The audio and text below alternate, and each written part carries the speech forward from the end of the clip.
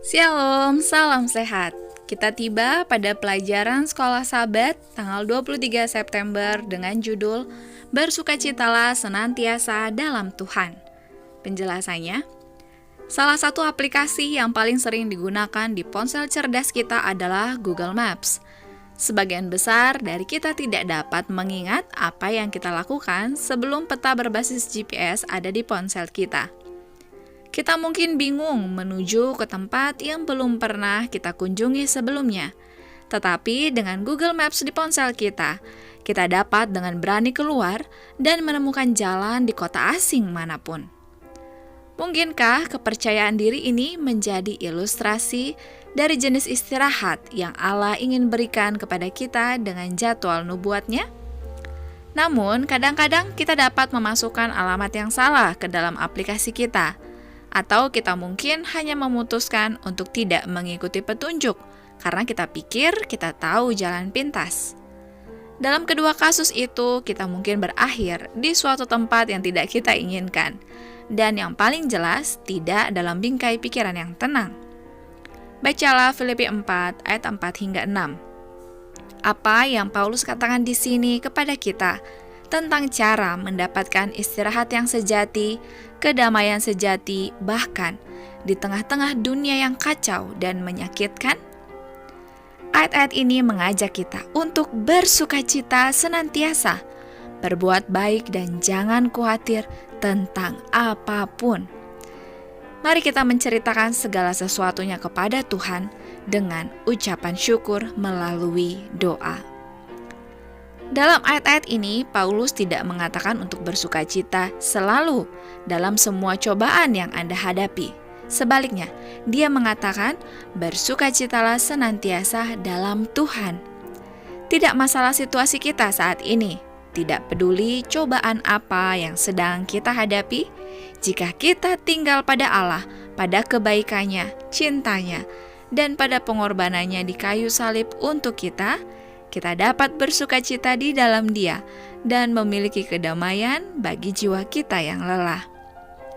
Persis nada dari ayat-ayat ini menyiratkan istirahat, kedamaian, dan harapan yang melampaui dari sesuatu di luar dunia ini.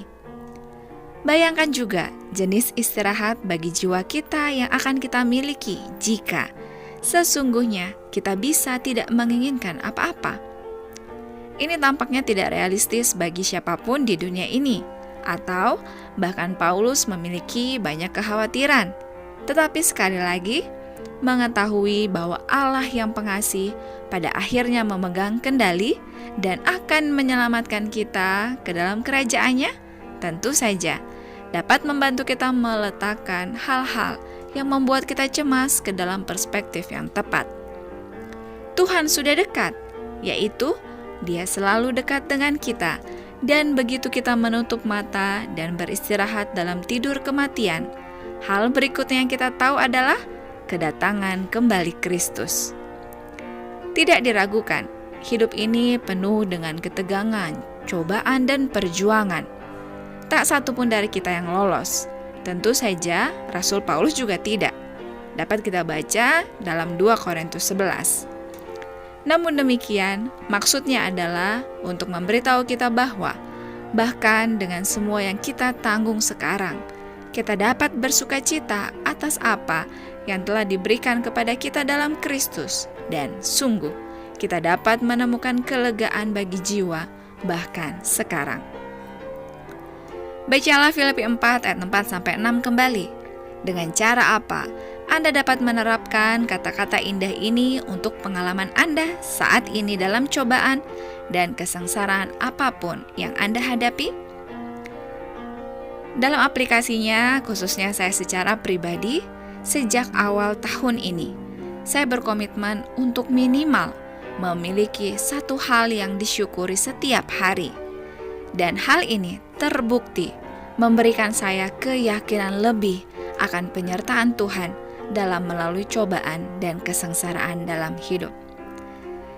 Kita dapat mencobanya juga dalam kehidupan kita masing-masing, dengan bercerita kepada Tuhan di dalam doa dan selalu memiliki hal yang disyukuri, dapat menjadi alasan bagi saya untuk bersukacita meskipun dalam pencobaan. Mari kita bersatu di dalam doa. Ya Allah Bapa kami yang terkasih, terima kasih banyak.